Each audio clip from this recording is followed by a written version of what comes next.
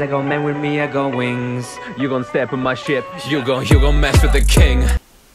Welcome to more Fanime. What's up, everybody? Today I'm going to be reviewing chapter 1076 of the One Piece manga, which dropped today on the Shonen Jump app, and I gotta say, off the bat, 10 million times better than last week's chapter.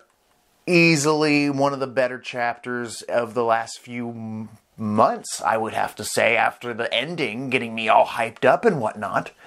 I mean, the Shanks coming back. I mean, isn't it weird? It doesn't seem like it's a big deal anymore that Shanks is back into the story. He kind of shows up sporadically, but way more than he used to. Since his return at the end of Wano, it's really kind of become commonplace for him to make an appearance now that we're in the final saga, which could literally mean anything.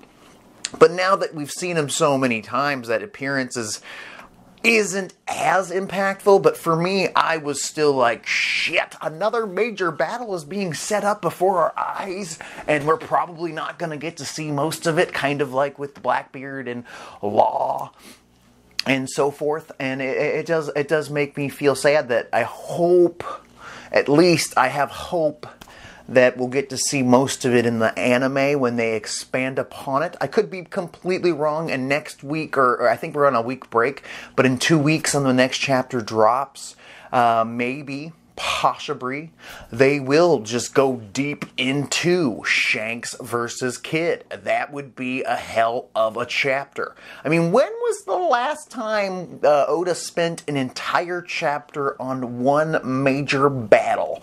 Probably in the Battle of Onigashima, and that was a while ago, and that's the ending of an arc. And I guess these little extra things that are going on around the world are things that Oda will show us later, or maybe never, and we're just going to hear about them in newspapers. But I want to see Kid and Shanks go at it for 3 weeks in a row. Don't tell me you wouldn't want to see that. Kid has got the least amount of character development out of the Law Luffy trio. And it's just, I think it's his turn. It's his turn to get some time in. He could take over as the main character for 3 chapters in this epic war between him and the red-haired pirates. Whew. I am getting a little ahead of myself, to say the least. Before I get into this chapter in depth, don't forget to like, share, and comment below. It really helps me out with the YouTube algorithms.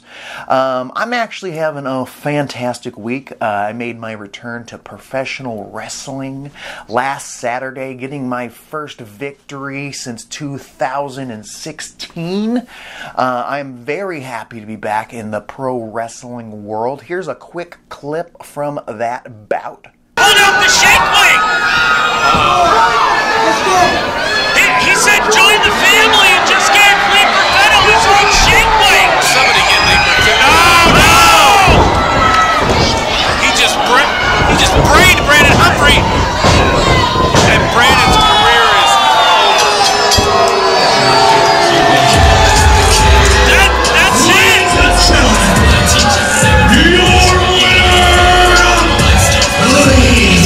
Wasn't that special? Yes, if you want to watch the full match, you can go to Pro Championship Wrestling on the YouTubes. They put out new episodes every Saturday. I plan to go and have more matches in the future, but damn does it feel good to be back in my first love. My second love would be anime, the thing that took over my brain after I kind of had to take a hiatus from professional wrestling. I had to find a new media of sorts to fill that void, and that was, or still is, of course, anime. I love anime, and I absolutely love One Piece, the greatest anime / manga of all time. Of course, I love other anime and whatnot as well, but that's not what this episode is about. This episode that we're here right now is about talking about chapter 1076. Let's get into it. So, there's no cover page, thank God.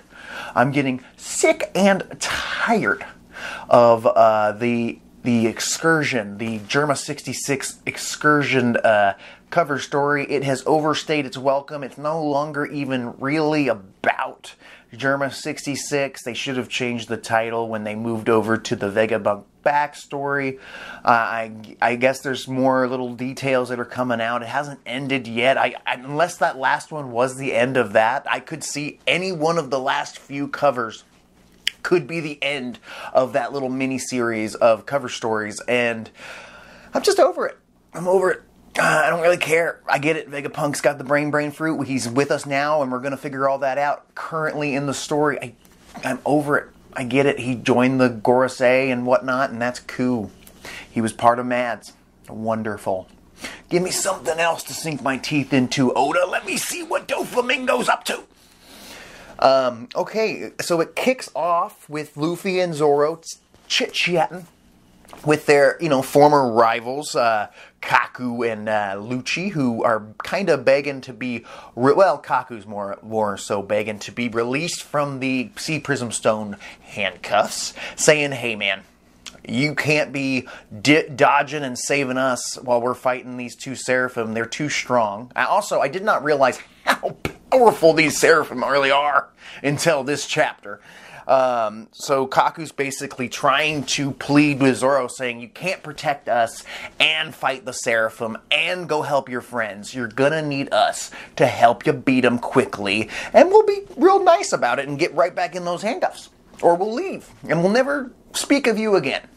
Which is not true. And the thing is, CP0 would probably be very punished if they don't fulfill their mission. So that's another thing. They've already failed before involving the Straw Hats. It's time they can't do it again. No. But Kaku's obviously lying. Even Lucci is not gonna even attempt to lie. When asked by Shaka, like, what is your plan? He's like, my plan is to kill the 7 Vegapunks. That's my mission, and I'm going to accomplish that mission. And he's like, what about Stussy, who betrayed you? Oh, yeah, she's gonna pay. And Kaku's like, are you even trying to get out of these handcuffs? Do you care about your well-being? You are weirdly my best friend. Through circumstance. We need to get out of these things and help the Straw Hats, and then we can decide if we want to betray them and, rejoin the world government yet again. We will see. I have a feeling after this whole conflict is over, they will no longer be enemies. We've already had the rematches, and they were very short-lived, sadly, and they should have been multiple chapters. We could literally still be reading chapters right now. Chapter 1076 could still be a battle between CP0 and the Straw Hat crew, but we decided to zip on through those. Don't know why. Could have made that real badass, but decided to zip on through it, which is fine because I do love the storytelling that Oda does. But it would have been real fun to see Kaku and maybe someone like Brook go at it, or Lucci and Sanji or Zoro go at it. That would be fun little battles that I would have had a good time watching or reading about. Even if they are outmatched, whatever, give us something. They awakened their devil fruits, and they have full control over them, sorta. I mean, come in. They gotta be somewhat of a challenge, but they got taken out by Stuss, and it's over, that's fine. We're gonna let them go. Luffy decides quickly, I trust you, and I'm gonna let you go. But Luffy looks at Lucci, and he's like, but just because you can't beat me, as I proved like an hour ago, you're not going to go after my friends because you're a sore loser. Basically taunting him, and Zoro's like, well, he's not going to fall for that, Luffy. And he's like, oh yeah, no way I'm going after your friends first. You're my first and only target, Straw Hat Luffy. And after I whip your ass, oh yeah, I'm coming after your friends, but not until I beat you. So he did fall for that, I guess. He could be lying. We don't know. Maybe he'll come in with a straight-up finger pistol to Nami's heart. Who knows? But Luffy decides, he gets the keys from Shaka, frees CP0. Shaka's like, well, they are now your responsibility, Straw Hat. Don't fuck it up. They're freed. They're fighting S-Hawk and S-Bear. S-Hawk kicks a blade-like slice at them, and at first I was like, well, that's kind of commonplace now. Using the kick and launching your attack at people is kind of a CP thing. But turns out he can turn his body into blades because he has an artificial devil fruit ability. Yes! He has the dice fruit, or the blade fruit, whatever you want to call it, that Mr. One had. Way back at Alabasta. The guy who, basically was a living sword. And now it makes total sense, and I believe I said this in an older video, like, if S-Hawk does have a devil fruit, it's gonna be that one. Either that one or, Baby Five's devil fruit would be sick, but she was never imprisoned and impelled down, so it has to be Mr. One's dice fruit, as acknowledged by a former opponent, Zoro, who never remembers much anyway, but he remembers opponents, and he remembers that ability. So it's pretty sick, actually, that little Mihawk has that ability, and I'm kind of excited to see where this is going. I hope they aren't completely destroyed, because Luffy does a combo technique in Gear 4 with Lucci, who goes into his regular zone transformation, the six-finger gun pistol thing that he does, and then Luffy does the King Kong gun, and they did a double attack on S-Bear. Even Luffy's like, I'm sorry, Bonnie, I know he looks kind of like your daddy. And then you see Zoro and Kaku, who doesn't transform at all, surprisingly, even though he really likes giraffes. Doesn't transform, does his cool Tempest Kick technique, because he's the master of the Tempest Kick. And I think Zoro does some crazy Purgatory six-sword style attack, and they take out... it looks like, at least from where they left off, they take out S-Bear and S-Hawk. We don't really get to see what's going on with the rest of the crew and the other Seraphim. I really want to see more Seraphim, like different ones, like Buggy or Crocodile or Doflamingo. Like, there has to be more. They wouldn't just pick a handful of them. There's definitely more Seraphim designed off of other people, probably former warlords. That's kind of the theme. We could be shocked and be like, no, they also took blood from other people that were involved in the world government. What if we get like little Seraphim admirals?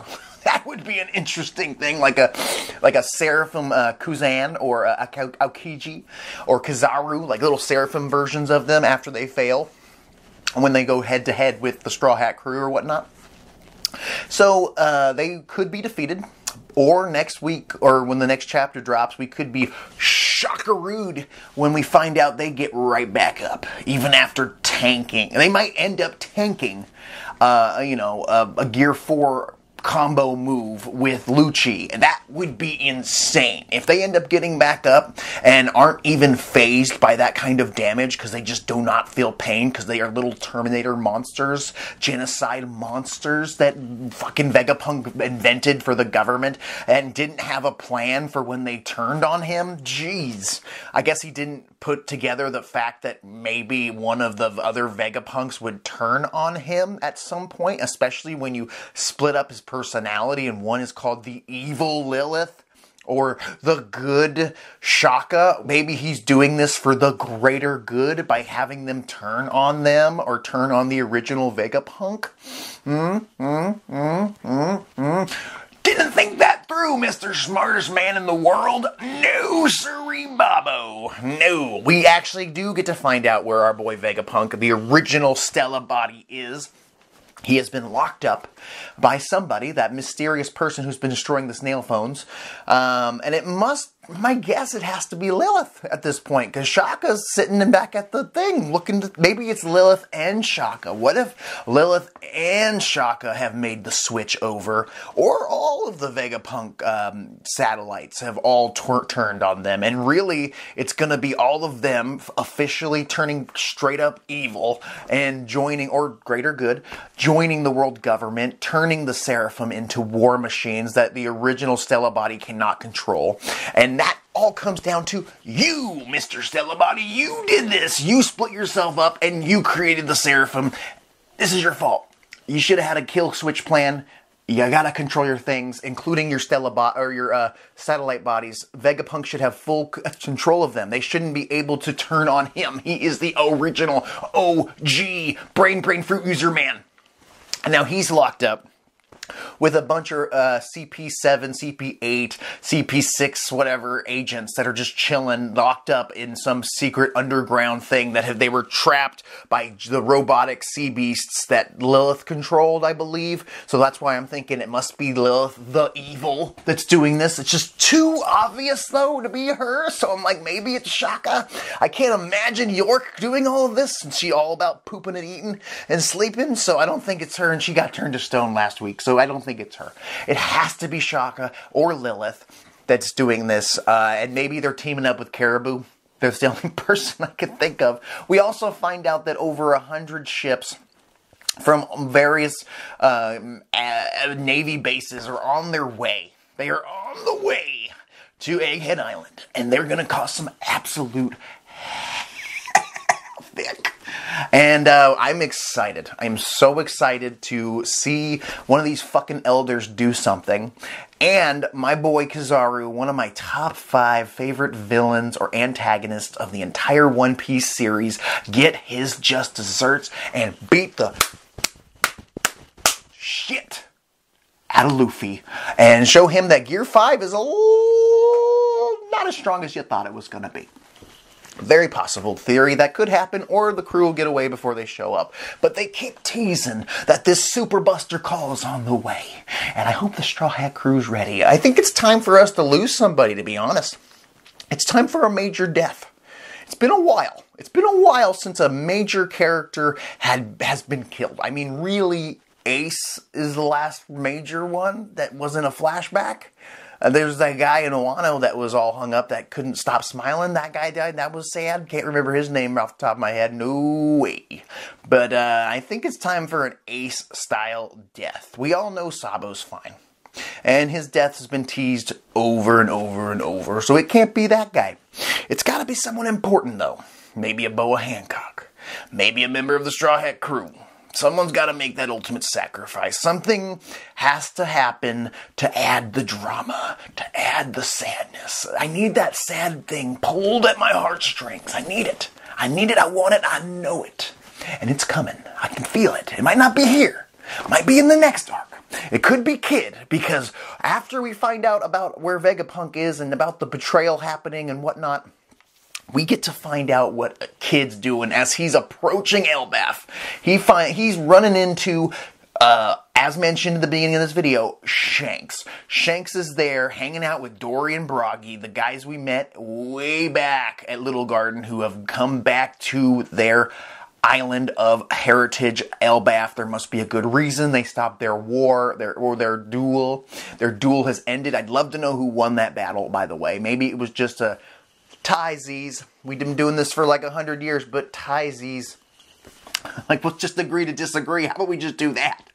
I know giants live for like 300 years, but wasting a third of that fighting once a day on an island without your friends and family is fucking ridiculous.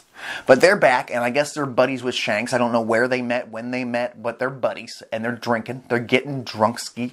Shanks has a huge thing of sake. He's basically drinking a box of wine, which would put you out. But he drank a whole box of wine in one big old gulpski. And he's told by Rockstar that, Kid's here. Kid has showed up, and Shanks is like, we were just about to leave. This is either terrible luck or great luck for us or him. We'll find out. And he tells Rockstar, go tell Kid that he needs to leave his poneglyphs that he has, the copies of the poneglyphs, and just get the fuck out of here. Or he can fight me, and we'll see what happens. But this time, you probably aren't just losing an arm. And actually, we find out in this last couple pages that it wasn't even Shanks that took Kid's arm. I think it was Ben Beckman. I think Ben Beckman was the man to take Shanks' arm, which is pretty funny. So, no, not Shanks' arm. Kid's arm. I think Kid's arm was taken by Ben Beckman, which is kind of... Ooh, that must feel pretty bad. Not even the Yonko did it to you, buddy. Sorry about that. You might even have a bounty as big as a Yonko, Mr. Luffy, but you aren't one. So Kid's gonna try and become one, because he says to his boy, his best friend, his pal pal among pals, Killer, he says, we're going to do this. We're going to fight the red-haired pirates, and it does seem like they're going to go toe-to-toe with the lead performers of the red-haired pirates, the Top Diggity Dogs, the Ben Beckmans, and Lucky Roo, and Rockstar, and all those fuckers, and the Little Monkey too, and they're going to go toe-to-toe. At the very least, I would love to see Shanks fight Killer and Kid 1-on-2, just to see where that goes. Because that would be a fun battle. After watching them go head-to-head with Kaido, you do feel like they kind of have a chance if it's a 2-on-1 battle. We just don't know how to gauge Shanks' power right now. He is also one-armed, so they got that going for him. It'll be interesting, because you got to think that Kid, over the last couple years since he lost his arm, maybe a year ago, has gotten way stronger. He couldn't even make it to the captain last time, but it does seem like he did have a little bit of a duel with his vice captain. So he's always been pretty tough. He's got his magnet fruit, there's probably lots of metal in Elbaf, but Shanks isn't even fucking around. He says, hey, Groggy, Dory, you giants among giants, legends of this island that you just returned to, you mind putting down the grog and the sake and helping me out with this one ship of what, maybe 40 pirates? And he's got his entire fleet with him of people we haven't even met before. So what's gonna happen is Kid's probably gonna die. But if Shanks kills Kid, how is Luffy going to react to that? Like, you know, Luffy's never been a murderer man, and supposedly neither has Shanks. But we don't know. Shanks is a little bit of an enigma. But after Film Red, it does seem like he's a total good guy. But at this point, I'm like, I don't know anymore. Like, is Shanks just going to wipe the floor and turn a Kid into a stain on his boot? Is that what's going to happen? Is the next time we're going to hear about him is Killer coming up to the Straw Hat Pirates somewhere in another island, or even just at Elbaf because he survived, a lone survivor of the Kid Pirates, and just been like, hey, your boy Shanks killed my boy, and I need to join you guys because I need some revenge? I don't know. We don't even know if Law is alive. What if both of them? What if Law, Kid, by the time Luffy finds out it's too late, it's like, is he gonna avenge him? Because he loves Shanks. Shanks is like a daddy to him. What the fuck? The shit's getting crazy. Shit is getting crazy in this chapter. Like I said, a million times better than last week's chapter. These chapters are too fucking short, I'll tell you that. They're like 14 pages. Once you get past like the 3 pages of cover story or just like cover art, it's like, okay, I guess I got 14 pages to read. That's how easy it is to go through all this shit. But it's such big shit. It's such big shit. And Oda keeps dangling little threads of storylines to come, or maybe never. There are so many battles in One Piece we never got to see, and were just kind of spoken about, and or in the newspapers and whatnot. And I still kind of want to see. I still want to go back and see them. And maybe one day the anime will like animate those battles, even though they never technically happened in the manga. Just give us a little taste, give a little teaser. You know, Kainu versus Kuzan and whatnot. I'm ready to get back to what's going on with Blackbeard and Law, by the way, and I'm ready to see what's going on here with Kid and Shanks. I want to see these battles from beginning to end. I have a feeling we're gonna get a taste. Just like with Blackbeard and Law, we're going to get a taste. They gave us a taste of what that battle's going on is, but we're not going to see the whole thing. We're going to see Kid and Killer actually doing okay with their crew, and maybe see other members of their crew finally do some shit and show us that they're not just jobbers, and maybe they'll be able to hold off the rest of the Shanks pirates, and we're going to be like, boom! Mind exploded, because these guys are actually tougher than we thought, just like with Law's crew. We're going to learn some stuff. We're going to learn some stuff. They're going to get some character development, but we're not going to see the whole thing, and we're going to jump back to what's going on in Egghead Island, the search for fucking Vegapunk, which we all now know where he is, and who is the killer, who did it, who done it. We're going to find all that shit out very soon. I just wish they would stop taking breaks because there's too much stuff to discuss, or start giving us chapters that are longer than like 14 pages, maybe 30 pages. If you're going to do 2 or 3 chapters a month, give us longer chapters. That's all I'm asking for. I feel like this chapter and last week's chapter could have been one fucking chapter, and it would have been better because this one was really good and last week's was like, kind of just set up. This is More Fanime. What did you think of this chapter 1076? I really liked it. I like where we're going with this, and I'm ready to get off Egghead Island, but not before Kizaru gets to get slapping on that rubber man. I'll talk to you later. Not mine. Big